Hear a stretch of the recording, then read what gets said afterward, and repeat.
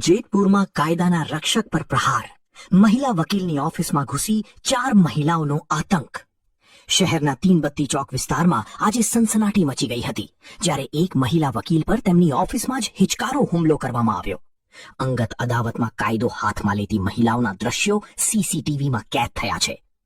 મળતી માહિતી મુજબ વકીલ જ્યોતિબેન મકવાણાએ હુમલાખોર હંસાબેન પરમારના પુત્ર સાથે છૂટાછેડા લીધા હતા. આ પારિવારિક વિવાદનો ખાર રાખીને હંસાબેન અને તેમની સાથે આવેલી અન્ય 3 મહિલાઓએ જ્યોતિબેનની ઓફિસમાં ધસી જઈ હુમલો કર્યો હતો. જૂનાગઢ જિલ્લાને ગૌરવ અપાવતી એકમાત્ર સંસ્થા શ્રી પાર્થ એકેડમી, જ્યાં શિક્ષકો તેમજ ટ્રસ્ટીના મને એક જ સૂત્ર માટે છે કટિબંધ: શિક્ષણ દ્વારા શ્રેષ્ઠતા. અહીંના કાર્યક્ષેત્રની વાત કરીએ તો કેજી થી ધોરણ 10 અને 11-12 આર્ટ્સ કોમર્સ.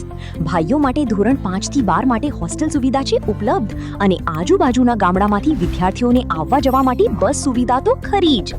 તો આજે જ એડમિશન માટે સંસ્થાની મુલાકાત જરૂરથી લો. મૂળ ગોરેજ, વલ્લભગઢ, માંગરોળ કિશોદ હાઈવે, તાલુકો માંગરોળ, જિલ્લો જૂનાગઢ. Mobile number 87 118 181 82.